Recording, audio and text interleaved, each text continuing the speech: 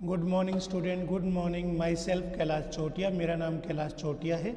जैसा कि बच्चों आप मेरे से परिचित हैं और जो हमारा रघुनाथ स्कूल जो रतनगढ़ का सबसे बेस्ट स्कूल है, सबसे अच्छा स्कूल है, सबसे फेमस स्कूल है, उसकी ओर से आपको घर बैठे ऑनलाइन क्लासेज है वो उपलब्ध करवाई जा रही है।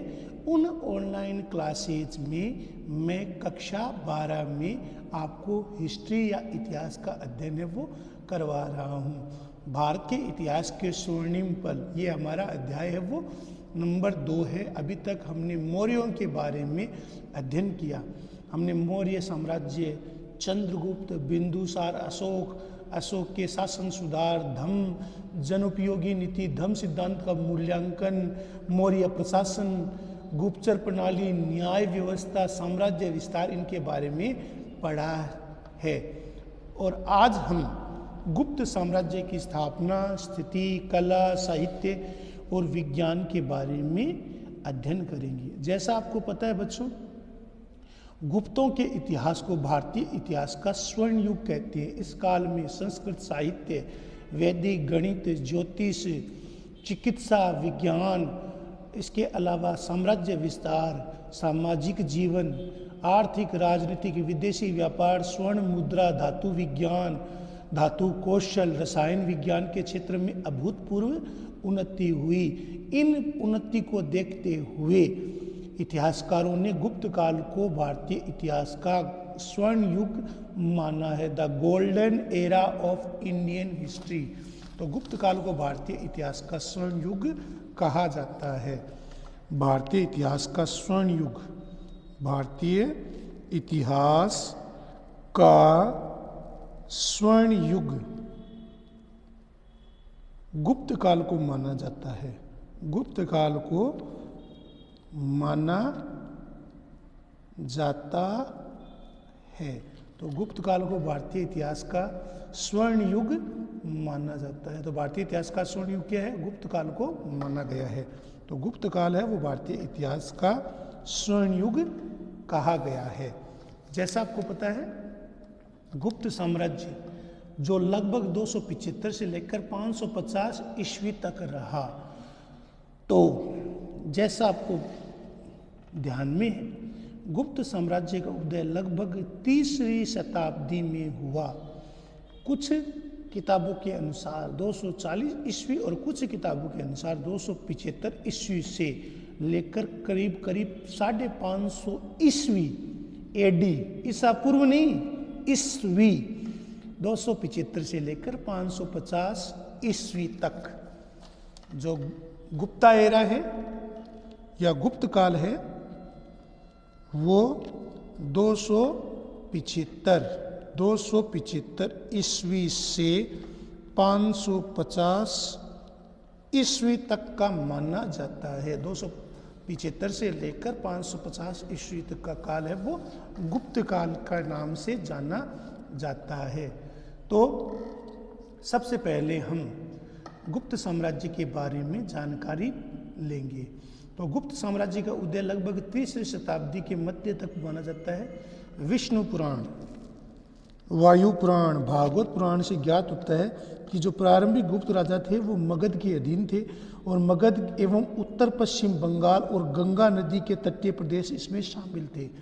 वो मगध के अधीन थे। जो प्रारंभिक गुप्त सम्राट थे वो मगध के यहाँ पर या मगध के अधीन काम करते थे, मगध राज्य के अधीन थे और मगध एवं उत्तर पश्चिम बंगाल तक उन्होंने धीरे धीरे अपना साम्राज्य विकसित कर लिया था। तो मगध के उन्होंने सत्ता का प्रतिरोध करके अपना स्वतंत्र सत्ता स्थापित कर ली और उस स्वतंत्र सत्ता के साथ ही गुप्त साम्राज्य की स्थापना है वो होती है। कुछ इतिहासकारों, इनमें से बहुत कम इतिहासकारों का मानना है कि ये मगध के अधीन थे। ज़्यादातर का मानना है कि ये स्वतंत्र शासक थे जिनका जो अधिकार क्षेत्र था वो मगध, लगभग उत्तर पश्चिम बंगाल और गंगा नदी का जो मुहाना है, गंगा नदी का जो तटीय क्षेत्र है वहाँ तक है वो ये क्षेत्र, गुप्तों का प्रारंभिक क्षेत्र था वो विस्तृत था। अब हम गुप्त साम्राज्य के संस्थापक श्रीगुप्त के बारे में पढ़ेंगे। जो प्रभावती गुप्ता जो चंद्रगुप्त विक्रमादित्य की पुत्री थी, उसका जो ताम्र पुना ताम्र पत्र अभिलेख मिला है। प्रभावती गुप्ता कौन थी? चंद्रगुप्त विक्रमादित्य की पुत्री। तो प्रभावती गुप्ता का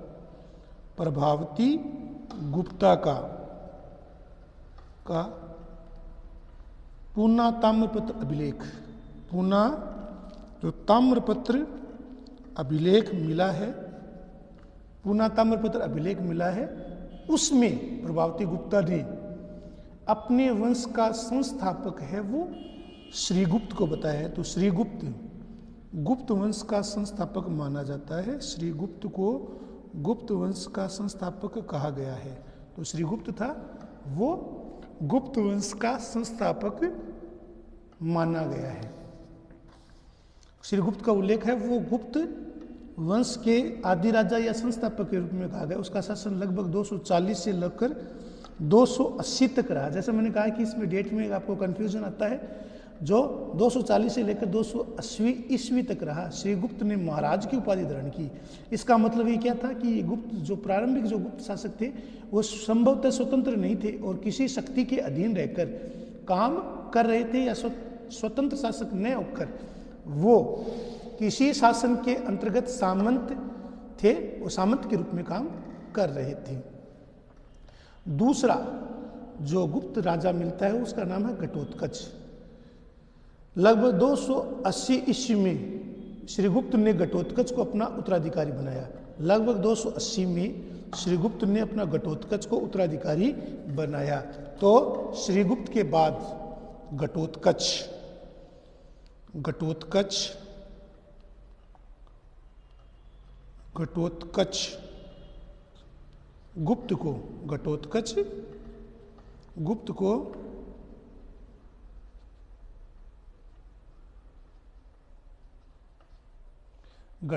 गुप्त को उसका उत्तराधिकारी माना गया। उसने भी महाराज की उपाधि धारण की। प्रभावती गुप्ता के पूना और रिद्धपुत्र ताम्रपत्र, जो प्रभावती गुप्ता का जो पूना और रिद्धपुर जो अभिलेख मिला है, रिद्धपुर जो अभिलेख है, जो पूना और रिद्धपुर अभिलेख है, उसके द्वारा ताम्रपत्र में घटोत्कच को गुप्त वंश का प्रथम राजा माना गया है। संभवतः इसका राज्य है मगध के आसपास क्षेत्र तक सीमित था। इसने 319 तक शासन किया था। तो इसने लगभग 319 तक शासन किया। तो प्रभावती गुप्ता के पूना ताम्रपत्र और रिद्धपुर अभिलेख, पूना एवं रिद्धपुर अभिलेख के अनुसार जो घटोत्कच गुप्त है वो गुप्त वंश का प्रथम शासक बताया गया है। इसका राज्य मगध और उसके आसपास के क्षेत्र तक सीमित था। उसने 319 तक शासन किया। अब आता है गुप्त वंश का सबसे प्रतापी राजाओं में से एक चंद्रगुप्त प्रथम। तो चंद्रगुप्त प्रथम घटोत्कच का उत्तराधिकारी था और चंद्रगुप्त प्रथम एक प्रतापी राजा था। उसने वैवाहिक संबंधों के द्वारा अपने गुप्त वंश की शक्ति, सत्ता और प्रतिष्ठा में वृद्धि की थी। तो उसने क्या किया था, जो लिच्छवी थे, वैशाली के लिच्छवी थे, उनकी राजकुमारी कुमार देवी से विवाह किया था। ठीक है ना। तो उसने लिच्छवी राजकुमारी कुमार देवी से विवाह किया।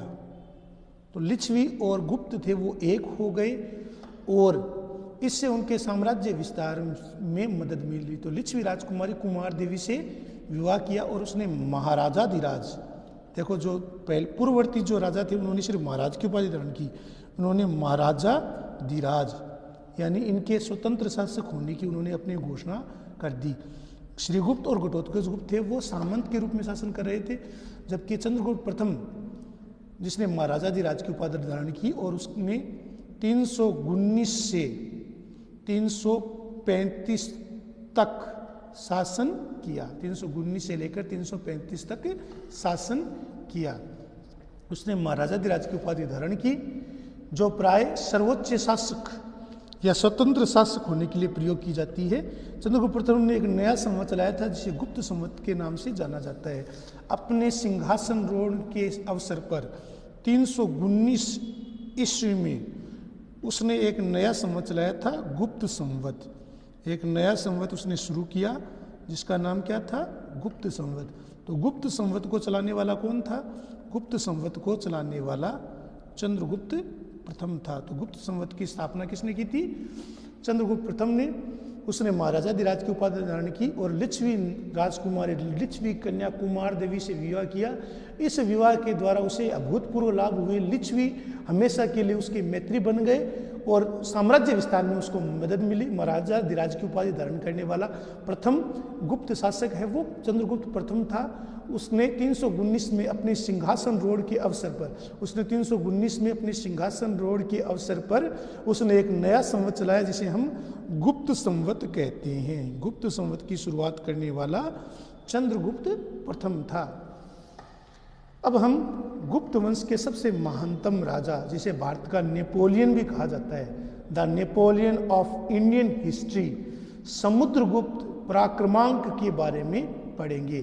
तो समुद्रगुप्त, चंद्रगुप्त प्रथम के बाद समुद्रगुप्त उसकी गद्दी पर बैठा। समुद्रगुप्त के दरबार में प्रसिद्ध कवि है वो हरिसेन था।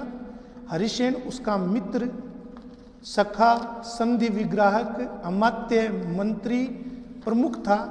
समुद्रगुप्त के दरबार में जो हरिसेन था वो उसका मंत्री, अमात्य सब कुछ था। और हरिसेन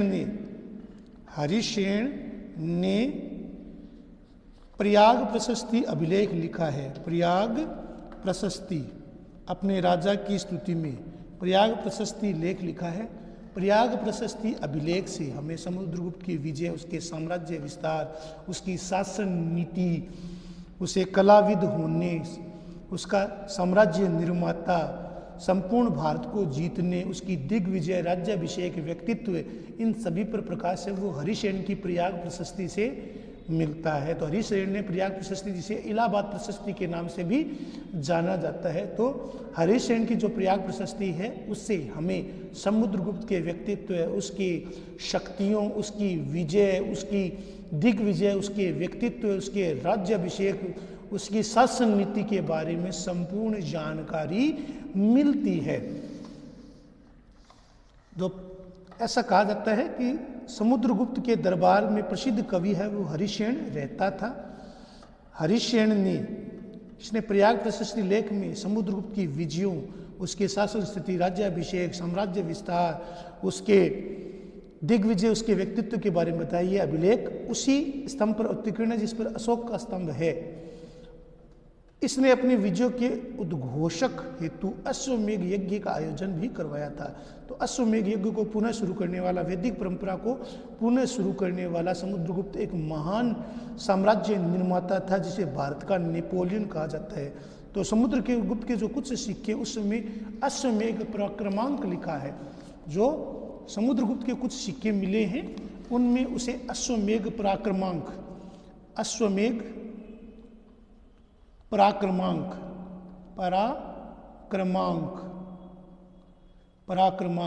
अश्वमेघ यज्ञ को करने वाला, अश्वमेघ यज्ञ पराक्रमांक भी कहा गया है, जो समुद्रगुप्त के द्वारा उसकी विजयों को उद्घाटित करता है कि विजयों के उपरांत उसने अश्वमेघ यज्ञ का आयोजन करवाया था। तो उसके कुछ सिक्कों में उसे अश्वमेघ पराक्रमांक भी कहा गया है।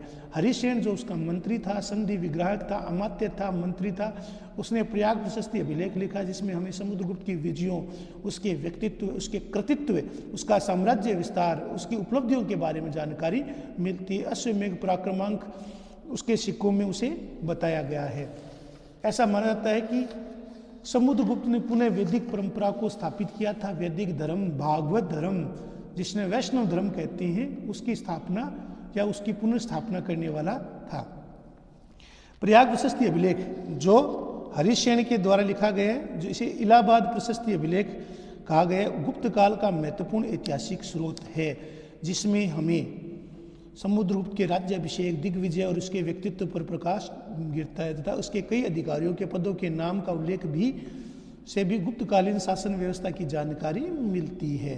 तो गुप्त काल की जानकारी है वो हम, या समुद्रगुप्त के बारे में जानकारी है वो हमें प्रयाग प्रशस्ति अभिलेख, जो उसके मंत्री, सखा, संधि, विग्राहक, कवि हरिसेन के द्वारा लिखा गया था। हरिसेन के प्रयाग प्रशस्ति अभिलेख से समुद्रगुप्त की विजय, उसके कृतित्व, उसकी उपलब्धियों से मेघ यज्ञ का आयोजन, उसके साम्राज्य विस्तार की संपूर्ण जानकारी मिलती है।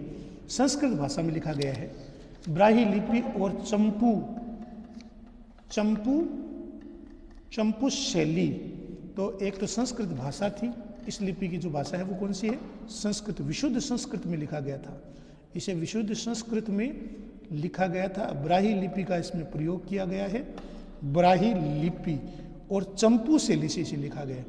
चंपू शैली से इसे लिखा गया, तो संस्कृत में है, अलंकृत संस्कृत में, वैदिक संस्कृत में है, ब्राह्मी लिपि में लिखा गया है और चंपू शैली का इसमें प्रयोग किया गया है। तत्कालीन समृद्ध साहित्य के प्रतीक के बारे में है। प्रयाग प्रशस्ति में समुद्रगुप्त के लिए कई विरुद्ध या कई उपाधियां दी गई है। कवि राजा, गायन, संगीत में दक्ष, में गुरु, तंबूर और नारद को लज्जित करने वाला, लाखों गायों का दानी, उच्च कोटि का विद्वान, विद्या का संरक्षक, विद्या का आश्रयदाता, धर्म का आश्रयदाता, धर्म की प्राचीर या दीवार कहा गया है। एरण अभिलेख में उसे पराक्रम और विजय का स्रोत माना गया है। अश्वमेघ प्रकार के सिक्कों में और वीणा बजाते सिक्कों में, अश्वमेघ प्रकार के सिक्कों में और वीणा बजाते उसके सिक्कों में उसे अश्वमेघ पराक्रमांक, अश्वमेघ पराक्रमांक और वीणा वादक बताया गया है। तो अश्वमेघ पराक्रमांक और उसे वीणा वादक माना गया है। तो अश्वमेघ पराक्रमांक और वीणा वादक उसे माना गया कि वीणा बजाने में वो नारद को भी शर्मिंदा कर देते थे, ऐसा एक महान राजा था। तो समुद्रगुप्त के विद्वान, संगीतज्ञ, गायन, दानी, धर्मनिष्ठ, विनयशील, विजयाकांक्षी आदि व्यक्तिगत गुणों से चलता था। श्रीलंका के राजा मेघवर्मन ने कुछ उपहार भेजकर समुद्रगुप्त से, जैसा आपको पता है कि श्रीलंका में उस समय तक बौद्ध धर्म प्रचलित था, तो समुद्रगुप्त से बौद्ध विहार गया में एक बौद्ध मंदिर बनवाने की अनुमति दी थी। तो समुद्रगुप्त का जो साम्राज्य था उसमें कश्मीर, पश्चिमी पंजाब, पश्चिमी राजपूताना, सिंध, गुजरात के अतिरिक्त शेष संपूर्ण भारत था। इसीलिए समुद्रगुप्त ने भारत में एक नए युग की स्थापना की और उसे एकता के सूत्र में पिरोया। संपूर्ण भारतवर्ष में राजनीतिक एकता की उसने स्थापना की, इसलिए उसे समुद्रगुप्त को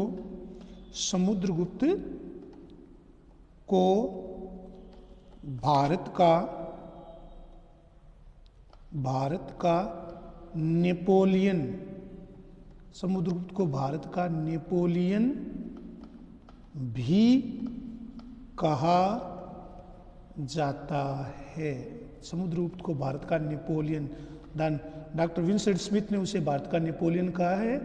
डॉक्टर विंसेंट स्मिथ ने उसे the Napoleon of Indian history की संज्ञा दी है। Napoleon of Indian history, Napoleon of Indian history की संज्ञा है वो दी है। तो भारत का नेपोलियन किसे कहा गया है? समुद्रगुप्त को कहा गया है।